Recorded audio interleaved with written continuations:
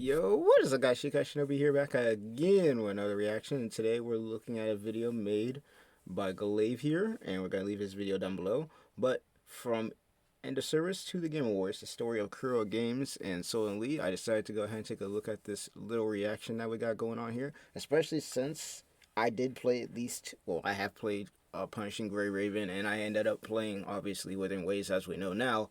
But I'm always curious in all these stories, and especially for a studio like this, where everybody, especially the Genshin fandoms, for whatever reason, was talking about how this game wouldn't last a year. You know, it'd be end of service in like a couple of months.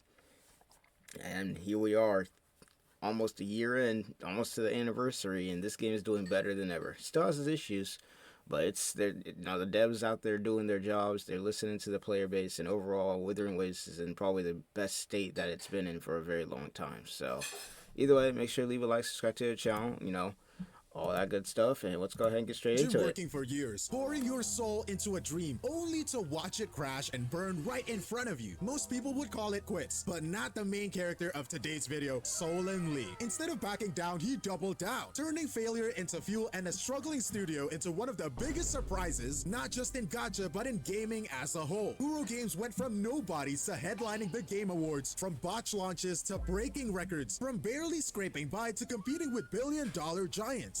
Hey, there's that saying that, you know, there is no success without failure. I don't think there's a single person out there who's ever just succeeded on their first try without failing in some form or fashion. That can go with anything, bro. That can go with YouTube, that can go with game design, that can go with anything, bro. Because you have to fail in order to learn. There is no success without failure. Now, you shouldn't just be failing, obviously. You know, you should take that failure and learn from it, obviously. But, you know, you can't succeed without failure, bro. It's, you know, trial and error. Trial and error, man. But this wasn't all luck. This wasn't some. I'm really curious on how this is gonna go, because this is a long video, man. So I'm gonna try not to pause as much, but rise of Kuro Games, the failures, the disasters, hey, the comebacks, and the insane decisions that turned they made a hell of a studio game behind the award-winning, multi-million-dollar game Wuthering Waves. Buckle up, because this is gonna be one hell of a story. First shit, of all, grab your popcorn, y'all. Behind Kuro Games, who's the guy crazy enough to bet his entire career multiple times on making the games he wanted to see? That would be Lee Songlun, or his English name Solan Lee. And let's be clear, Solan isn't your typical corporate game executive. No overpriced suit, no fluff. W He's shirt. just a guy from Guangdong who grew up obsessed with making cool things. As a kid, he wasn't thinking about climbing the corporate ladder. He was thinking about creating. His first step into and that's how I, in my opinion, think we got the games that we did. We're not talking gotchas, but just like the games that we got that we all remember back in the day. Halo, Call of Duty, you know, Mass Effect, all those games that we, you know, talk about, like Star Wars Battlefront 1 and 2 on the original Xbox. All, hell, even Pokemon to an extent. You know, that's how we got those games. Is these people don't care about climbing some corporate ladder and making a lot of money. They were going in there to create something that people would enjoy, including themselves. Now, as years go on, you know, we've seen how corporations have gone from, you know, some of the best studios out there to flops. You know, Bungie and all of them, bro. But that's how it all starts. That's how it all starts, man. the industry is not in some big groundbreaking role, but as a UI designer. That's right, the guy behind Wuthering Waves, he started out making sure buttons look nice. But here's the thing about Solan. People like him don't stay in the background for so long. Solan, so long. No, you don't get it. Even while designing UI, he wasn't just going through the motions. He had a bigger goal. He wasn't content with just contributing to someone else's project. He wanted to build something of his own. A game that wasn't just a product, but an experience. And as we'll see, that hunger to create, that refusal to settle, it's exactly what set him apart. Job ain't finished, bro. In 2014, he took the biggest risk of his life and founded Kuro Games. Starting a game studio in 2014 wasn't exactly a walk in the park, especially in China's cutthroat mobile gaming market. Solan didn't have a big corporate backing or safety net, just a small team of 30, a lot of ambition, and enough funding from Buka Comics to get things off the ground. Now, if you know anything about the mobile gaming scene back then, you know... Bro, the mobile gaming scene back then, 2014, Soccer Spirits was going crazy during that time. Well, actually, no, Soccer Spirits, I don't think that came out until 2016, so I might be wrong, but I'm pretty sure they came out around 2014. But I know Summoners War was there. I know Naruto Blazing was there. What other games did I play? Asphalt 8, hell. Y'all, I know y'all remember that. But it was a good time. Well, I don't know if it was a good time for mobile games, but I played some good games back there, bro. It was Flappy Bird, completely anybody remember that? oversaturated with anime-style gacha games. The safe move would have been to copy what was already making money, slap some new character designs on it, and call it a day. But that's not how Solan operates. From the start, he was determined to build something original, something that could stand on its own instead of just riding the wave of whatever was trending. Their debut game, Twin Tail Battleground, a 2D bullet hell shooter developed using the Cocos engine, and look, making a bullet hell shooter in a market obsessed with turn-based RPGs is already a bold move. But the real mistake? Letting Morning Tech that Shit. decision would come back to haunt them in ways. Bro, I'm gonna be real. This is always gonna be a problem. I don't think it's always gonna be a bad thing to have one person publishing your game or like owning it. But 9 times out of 10, man, it just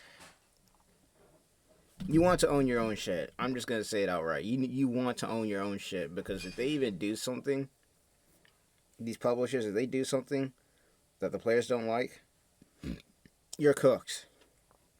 You're cooked, bro. Because in this situation, Kuro Games may have made the game, but whoever this Morning Tech is, they get to make the decisions. So it's just like it's cooked, bro. They couldn't even imagine. At launch, Twin Tail Battleground actually did well. More than well, it blew up. 1 million monthly active users, 187 that's million pretty good. RMB in revenue. That's the kind of success that should have set Kuro Games up for the long haul. But then, Jeez. here's where 2014 things start to too? fall apart. First, the monetization was aggressive, God. borderline brutal. The game was difficult, and instead of balancing it, they leaned into the classic mobile game strategy. This boss fight is impossible unless you wail for better upgrades. Oh no, they're pulling the Honkai Star Rail right now. The market was shifting. Games like Honkai Impact 3rd, Onmyoji, and Fate Grand Order were pushing the industry into full 3D, leaving 2D games feeling outdated practically overnight. Twin Tail Battleground was starting to look like it was born at the wrong time. And the worst part is, Kuro Games didn't even own Twin Tail Battleground. Morning Tech held the publishing rights, meaning Kuro had zero control over how the game was handled, monetized, or updated. They built it, but they didn't actually own it. And just like that, Twin Tail Battleground was shut down. Kuro's big success has become their first major failure. Corporations out here, man. No safety net, just a harsh reality check. Cooking these The funny thing, studios. players never forgot it. Even years later, the Sea and Wuthering Waves players still reference Twin Tail Battleground when pulling for rare characters as a polling ritual. Probably something you should do too for your future polls. Maybe you'll get a 5-star early, who knows? But anyways, that failure hurt. But it taught Solan a crucial lesson. If you want real control over your vision, you gotta have own to your own and shit, that bro. lesson would Gotta. shape everything Kuro Games did next. Gotta After all own of your own that, shit. Solan had one clear takeaway. Never again. Never again would Kuro Games pour their blood, sweat, and tears into projects just to watch someone else pull the strings. From that moment forward, he made it a core principle. Kuro Games would control its own destiny. If they made a game, they had to be the ones keeping it alive. Shout out to No Naruto, middlemen, bro. no We control our outside own publishers, destiny just out here. Their vision and their responsibility. But self-publishing wasn't just about cutting out the middleman. It meant figuring out what kind of game they wanted to make next. The team went back to the drawing board, analyzing the market, dissecting trends, and searching for something that these could memes inspire that he's their putting next here big is move. actually And then it crazy happened. editing. In 2017, Nier Automata hit the scene, and it was like Bruh, a switch Nier flip for Automata Solan. was Everything about it resonated. crazy. The post-apocalyptic themes, the fast-paced action combat, and the deeply emotional Bro, when this game storytelling. dropped, it wasn't bro. just a game, it was an experience. And for Solan, it was a blueprint. This was When what Nier he wanted Automata Kuro Games dropped, to create. bruh. Not just another gacha game, but something immersive, something with weight, something that could make players feel. Armed with that inspiration, Kuro Games made the call. Their next project would be a full 3D action game. And remember, this was a massive risk at the time. They had never made a 3D game before. Their entire history wasn't 2D, and now they were stepping into an arena dominated by giants like MiHoYo. Yeah, Even the they name was a probably had to statement. switch Punishing Grey Raven because wasn't just a I don't know. title, it was a nod to their history. I forgot what their other what was that other engine that they were using, but that's like a 2D engine. I do a little bit of graphic design myself. That's a 2D engine, so I'm guaranteeing that they had to switch to Unity or Unreal Engine, and I'm pretty sure it might have been Unity based on how Punishing Grey Raven looks like Unity. The Chinese name directly referenced Twin Tail Battleground. This wasn't just their next game, it was their redemption arc. But wanting to make a 3D game and actually making one are two different things. Their old engine, Coco, simply couldn't handle what they wanted to build, so they scrapped it and moved to Unity. Unity. A powerful engine, but I was one they literally had taught little how to experience use with. Unity This when wasn't I just was an in high artistic school. challenge, it was a technical one. They were learning as they went, figuring out 3D development from the ground up. And this wasn't just a new genre for them, it was an entirely new level of complexity. Kuro Games was known for 2D bullet hells. Now they were attempting to break into the high-speed, skill-based action RPG space, where expectations were sky high and competition was fierce. And if there was any doubt about his commitment, this was where he proved it. He wasn't just leading the company anymore, he personally stepped into the role of producer for Punishing Gray Raven. Hey, bro stepped in, he said, yo, I'm getting in here too, bro. We all in. Making sure the vision was executed exactly how he wanted to be. This wasn't just about making a game, this was about proving that Kuro Games could stand on its own, and that Twin Tail Battleground was just the beginning. By this point, Kuro Games had ambition, vision, and a 3D action RPG in the works. But what they didn't have was funding. That changed when Punishing Gray Raven's early demo started making waves. The fluid combat, the crisp animations, the sheer near automata inspired energy, it was enough to get investors interested. Enter Hero Games. They saw potential and decided to back Kuro Games, giving them the resources to bring PGR to life. But as anyone in the gaming industry knows, money can't fix everything. When the first closed beta rolled out in 2019, things looked promising until the servers immediately collapsed. And when Kuro Games rebooted them, they crashed again. It was a disaster. Twice? The demand was there, but their infrastructure couldn't handle it. Now most they had them servers getting cooked. They had them servers getting cooked like Bleach Brave Souls freaking servers got cooked on the 7th or 8th anniversary when people tried logging into that game, bro. People were getting kicked out because of how many people were trying to log on to get in summon for these new anniversary characters, bro. Them servers were getting baked. Apology, maybe hand out some free in-game currency and call it a day, but Kuro Games, they had a unique approach. To make up for the disaster, Solan and Dong went on a stream and brace yourself cross-dressed as compensation. Yes, that's you heard crazy. That right. Literal developers for the game in wigs and dresses, taking full That's responsibility crazy. for the server issues in most absurd way possible, cosplaying as the very popular Rem and Ram from ReZero. Hey, that's creative as hell, though. You wouldn't see Genshin doing that. I know you ain't gonna see the Genshin devs doing that shit. Especially as an apology, you sure as hell ain't gonna be seeing DeWay doing any of that, bro. You know what he about to be doing? He about to be crying on stream. He about to be crying on stream, then he's gonna go back to his 3,000 million yachts that he has, and then you guys are still gonna get the same crap, bro. Work. The community loved it. It turned frustration into laughter. And while it didn't fix the technical issues, it did prove one thing. Kuro Games knew how to take a hit and keep going. Little did they know this was just a warm-up act for the real disaster. God damn, got worse again? Arrived. Hype was at its peak. Players flooded in. I wasn't to experience Kuro Games. I think during this portion of the time period, let's see, what game was I playing during this time period? They said 2017? Yeah, no, I was still playing Soccer Spirits at this point. I was still playing Soccer Spirits. I think Naruto Blazing was dead by this point. And I was also graduating high school during this point. So, yeah, no, I was definitely still playing Soccer Spirits. In fact, I think during this time I was more focused on playing Pokemon TCG than anything. First ever 3D action RPG. And then, within hours, the servers went down. Again, it was closed beta 2.0, but worse. Because this time, people had already spent money on the game. And just when things couldn't get any more chaotic, Kuro Games made a mistake. The kind of mistake that gets documented in game dev horror stories. They sent out compensation for the server issues. It was meant to be 1,000 premium currency, but they did a typo. The Kuro Games typo. What was the typo? It was 10,000 premium currency instead. Yeah, if it ain't a typo, it ain't Kuro. I know that sounds really bad in this situation, but hey, that's what they're known for, the typos, man.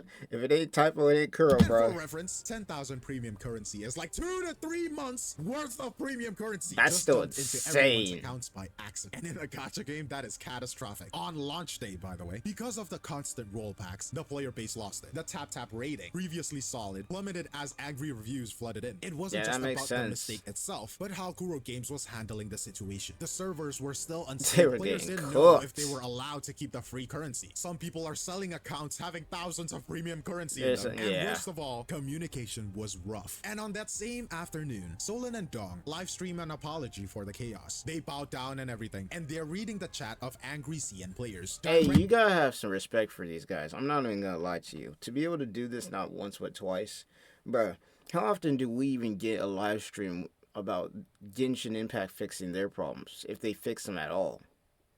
How often do you guys even see big publishers, besides, especially in the gacha space, even bother to do live streams like this where they're directly addressing problems with their game? Because I can tell you one thing: of all my years of playing Genshin Impact from launch all the way here, I haven't seen one. Outside of the one time you had to wait crying about, people complaining and whatnot. And that wasn't him apologizing because they never fixed anything. But it's like, that's respect for real. Addressing problems and discuss solutions. And then That's came not the only infamous respect, line. that's in like, the middle of all of this chaos, a furious that's, chatter said, "Do you even see your players yeah. as human beings?" It was raw, it was But dramatic. that's gotta hurt. I'm not gonna lie to you. That's gotta hurt, bro. Especially for somebody like this who's just, getting your game out there. The first response to be, for a lot of people, especially, trying their hardest like these guys are, is probably to get angry and just go radio silent. But for them, I bet that shit. It's like, yeah, no, we understand that you guys are mad and everything like that. We're gonna fix the problems. Shit. Shout outs to Kuro Games, bro. I have more respect for them now than I did before. Like, I already had respect for them because they were doing the things that they were doing with the game and listening to their player base. But now that I know a lot of this backstory stuff, man, respect. Dramatic, absolutely. Now at this point, most companies would either go radio silent, pretending they didn't read it, right? Or some Solan, still relatively unknown outside of Kuro's hardcore fans, immediately and personally responded. Now Damn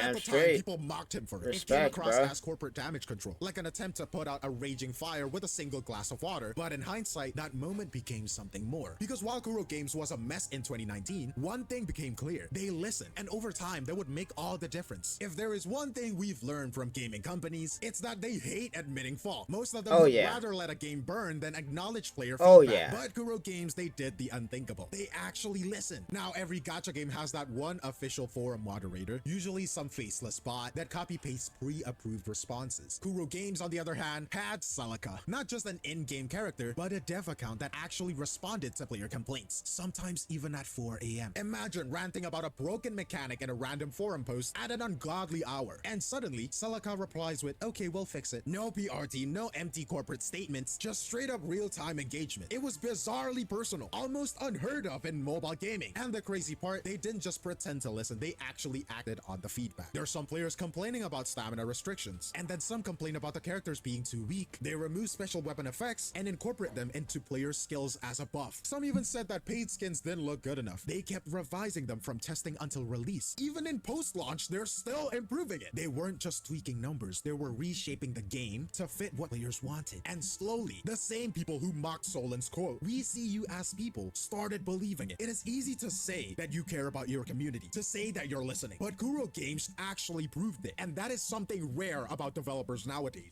Shit, he ain't wrong. He definitely ain't wrong about that. Bro, imagine if all developers did that, where they had like an actual person or a couple people dedicated to just seeing that, what the problems are in their game. And imagine if they even did it, like, take it one step further, where it's like they got like maybe a mini live stream or a video where they literally have everything that players complain about written down, and you can just see them improving the game, like on a stream or on a freaking a video or something, like some behind the scenes type shit. That would be insane to see in this day and age, outside of these guys, apparently, because apparently they're the first to do it in the modern gacha space, which is goated. When it comes to collaboration, Solan had one dream collaboration from day one. When asked who he would pick for a crossover, he didn't even hesitate. "If we collaborate, our first pick must be Nier." I'm about to say, yeah, that makes sense. Nier Automata. Solan and his dream didn't just sit around hoping for an email, they made it happen. Kuro and Hero Games reached out to Square Enix, and Solan personally flew to Japan to meet Saito Yosuke, the producer of Nier. And get this, the man walked away with Saito's autograph. I mean, come on, that is not just business, because that is a fan living out his fantasy. By June 2020, it was official. Punishing Gray Raven was getting its near collaboration. When the announcement dropped, Solan was like a kid on Christmas morning, showing off his signed memorabilia with the kind of glee that you would expect from a fan, not a CEO. But if you thought they would stop there, you don't know Kuro Games at all. By 2024, they would level up their game again, announcing a Devil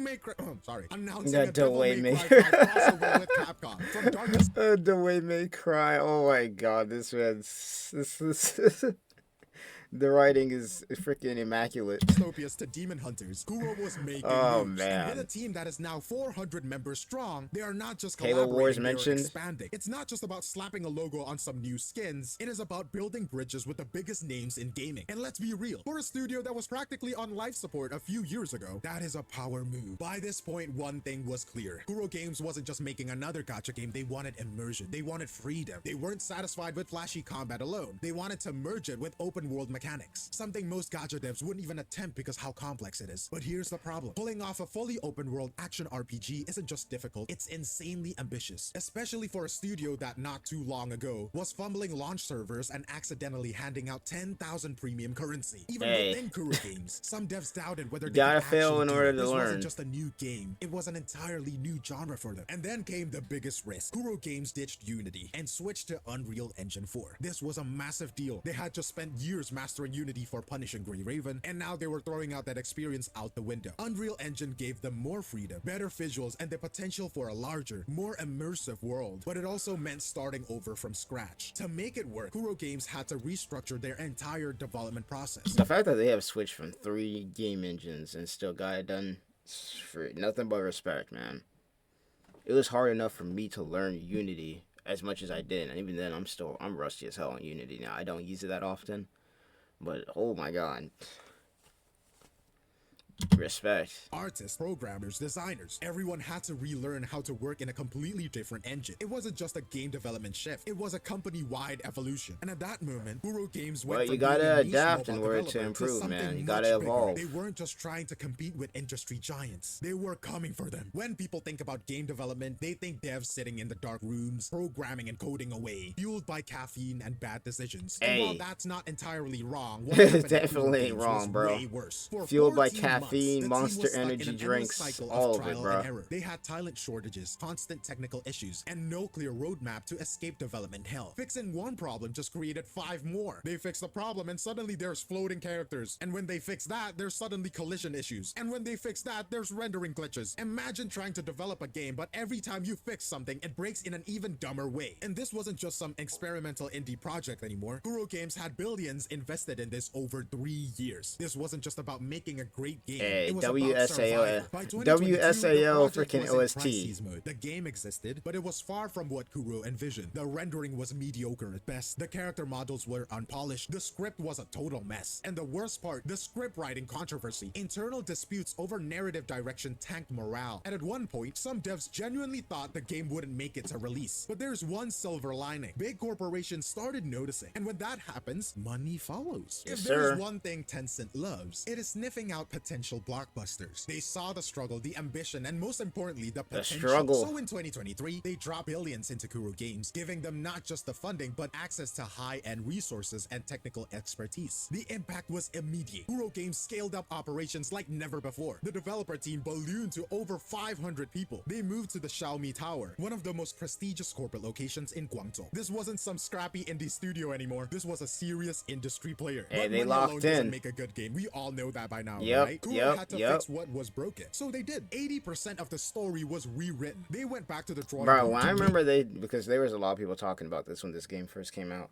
When I remember that this happened, I knew that this game was about to be heat. I knew this when they were talking about all the stuff that they were doing and how they were gonna rewrite the story and everything and all that. Man, like they fixed the voice acting problems and everything, bro. Holy shit! This is the moment that we knew we was in for a hell of a fucking ride, bro.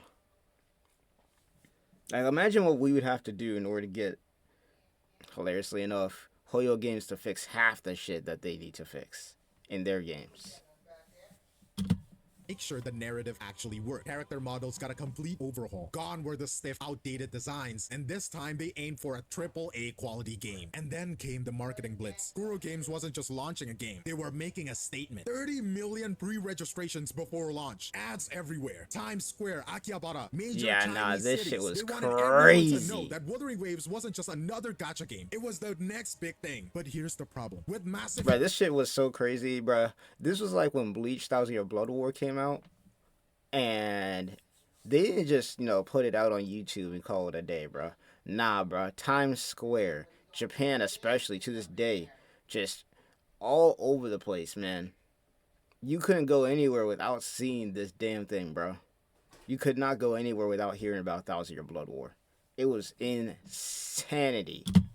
investments come even bigger expectations. People weren't looking at Kuro Games like an underdog anymore. They were treating them like a potential giant, a studio that could challenge the biggest names in the industry. And if history has taught us anything, it's that when the stakes are this high, failure is not an option. Yeah, But this you is it. already Do or know what die. happened, right? It wasn't just bad. It was the kind of launch that makes investors sweat, players rage, and developers question their life choices. If Punishing Grey Raven had a rough start, Wuthering Waves looked like it was speedrunning the same mistakes, but on hard mode. At this point, Kuro Games might as well have a passive ability called Against All Odds, because every time they release a game, the universe decides to test their resilience. Let's go down the list. Script writing disaster, check. The story was so confusing that even the internet turned it into a meme. Literally everyone was talking about it. In the JP side, nobody can read the names because the kanji was too hard to understand. In the English side, they hated the voice acting because everything seems out of place, and nobody seems like they know what they're doing. And in the CN side, they said it was boring. There were bugs, crashes, frame drops. In PC, mobile, it didn't matter. The game ran like it was Hoyoverse running from accountability. Some people said that the world was stunning, but it felt empty, with vast areas lacking meaningful landmarks or points of interest. The music, they said the music was bad as well. Public backlash was brutal. The game's tap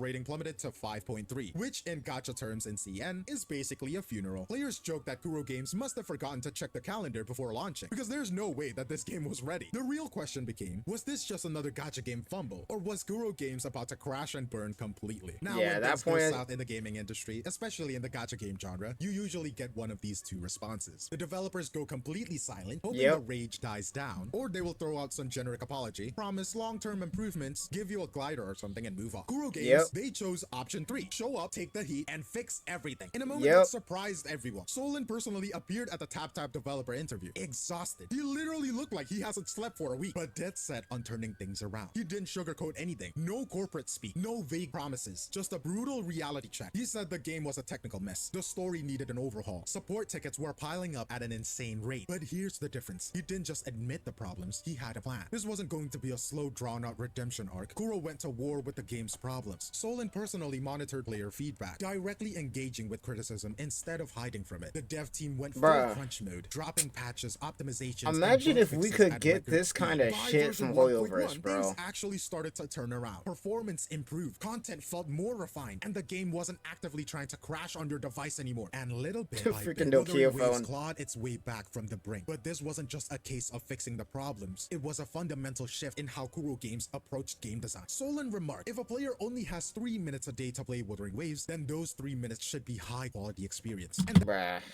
Hoyoverse, take notes, bro. Shit, these AAA studios need to take notes from this with the games that they're putting out. Not all of them. I know FromSoft, they know what they're doing, bro. FromSoft they haven't dropped a freaking flop yet, bro. They've been dropping bangers ever since Elden Ring came out. Bro, these people need to take notes, bro. It shouldn't matter how long a person plays the game. That experience should be just unique, bro. When you hop into that game, you should be able to leave the world behind and just be thinking about that. It's like the experience you should get from when you go into a movie theater. When you hop in that movie theater to sit down and watch a movie, your brain should just completely shut off. You shouldn't be thinking about work. You shouldn't be out here thinking about nothing else. If the movie is that good, if the experience is that good, your brain will just completely turn that shit off. That, man. That really That needs just to be speaks written for in a itself. freaking By version quote, bro. 2.0, they had finally delivered what they set out to create. A game that could stand toe-to-toe with the best in the genre. Heck, some people even called it a AAA game. And the It crazy might part, as this well isn't be even at the this peak. point. Kuro Games has been learning. And if history tells us anything, it's that when they bounce back, they come back stronger than ever. At It's like first, a Unreal Zenkai Engine looked like a boost. disaster waiting Freaking to happen. Goku. Kuro Games took the leap from Unity to Unreal Engine 4, thinking it would be future-proof for Wuthering Waves. But early on, it was a nightmare. The game ran terribly on mobile, which, let's be real, it's a death sentence for a gacha game. The Yeah. optimization was so bad that many players just quit in frustration, refusing to deal with the crashes and frame drops. And for a while, it looked like Kuro had made a huge mistake. But here's where they did something most developers wouldn't. They didn't backpedal. Instead of scrambling to downgrade or make excuses, they doubled down, spending 6 months refining the game until Unreal Engine's full potential could shine. By version 2.0, the payoff was undeniable. Once Kuro ironed out the kinks, Wuthering Waves became a technical powerhouse. Stunning visuals far beyond what most gacha games offer. 120 FPS support, making combat feel buttery smooth. In the end, Solan's gamble paid off. The game that once looked like it was doomed by its own ambition became a technical flex, proving that Kuro wasn't just here to compete. They were here to push the genre forward. After Facts. everything, the disastrous launch, the brutal criticism, the months of non-stop fixes, what does Kuro Games have to show for it? Solan's answer? As long as Wuthering Waves lives on, it is all good. Wuthering Waves lived on, and we've already made back our investment. Not exactly a Hollywood ending, but in the gacha industry, survival is half the battle. So what now? Kuro's next move isn't just about maintaining Wuthering Waves, it's about evolving with its players. They're betting on player-driven content, integrating direct feedback into future updates. They give us surveys every time. Your input isn't just heard, it's implemented. The community is actively influencing the game's direction, something almost unheard of in the space dominated by corporate decision-making. Bigger Facts. player base equals more criticism. And with this growth comes more criticism, more expectations, more scrutiny. But you know what? That is a good thing. If people didn't care, they wouldn't bother complaining. At the end of the day, Wuthering Waves doesn't just belong to Kuro anymore. It belongs to the players. The ones who stuck around, the ones who demanded better, and the ones who believed that this game could be something great. This isn't just another gacha game clawing for relevance. This is a game that fought for its place and won. When Kuro Games first started, they were just a small, unknown studio trying to break into an industry that had no room for them. They had no publishing control, no proven track record, and no guarantee of survival. Nothing, The bro. This is like failure of the 20 underdog. Battleground should have been the end. Most studios in their position would have been folded, but Kuro didn't quit. Instead, they learned. Punishing Grey Raven was their second shot, and they almost blew it with a disastrous launch. But instead of giving up, they adapted. They rebuilt trust with their players, fixed the game, and turned failure into loyalty. And then came Wuthering Waves, their biggest, most ambitious project ever. It flopped at launch again. But here's the difference. This time, Kuro knew how to fight back. They poured everything into fixing the game, refining Unreal Engine, overhauling the story, and actually listening to the players. It took time, but by version 2.0, the game that once looked like a public train wreck became a serious contender in the gacha space. And now, Wuthering Waves isn't just another gacha game. It's a statement, a proof of concept that smaller studios don't have to bow into industry giants, that player feedback actually matters, and that games can improve if developers are willing to fight for them. Kuro Games started as underdogs. They took risks that should have destroyed them. They made mistakes that should have killed their momentum. But instead of dying, they evolved. And that is why Kuro Games won. Thank you for watching the video, and I'll see you in That the was a next hell one. of a video, Cheers. man. That was a hell of a video. Imagine working for And then to make things better, if we're talking about the stuff he didn't mention, if we're just talking about things in the game that are just player friendly, you know, all the content in the game that's permanent, that they allow you to play even after an update. So it's just stuff. It's just straight up in the game, regardless. You can play it whenever you want. They have that. Make sure that when you summon on a weapon banner, the weapon that you summon for is going to be the thing that you get. We still have the 50-50 system in the game, but, hey, it is what it is. The story in Renesita, straight peak. Like, overall, the game experience just feels good, man. They did a really good job, and I hope they continue. I really, really hope they continue. Like, this game is going to be around for years. And I really, really hope that if they do end up getting as big as, Hoyoverse, as far as, the revenue and whatnot, because they're already up there as it is, I really hope that when they get up to that point that they don't make the same mistakes Genshin is making right now, or just Hoyoverse in general. Where, they got all this money, so why bother caring? I really, really hope that they just, stick to their roots, where it's like, how did we get here in the first place, by listening to our players. I really hope that it stays that way, man, because if it does, man, people about to be making documentaries about how this game overtook Hoyoverse in a couple of years, because right now it ain't looking too good for Hoyo. But other than that, I'll see you guys in the next one. I love the video. Make sure to leave a like on his video and subscribe if you haven't already. This is a banger video, and Withering Waves is a banger game. Definitely would recommend it. But without further ado, Shika Shinobi sign off. Peace.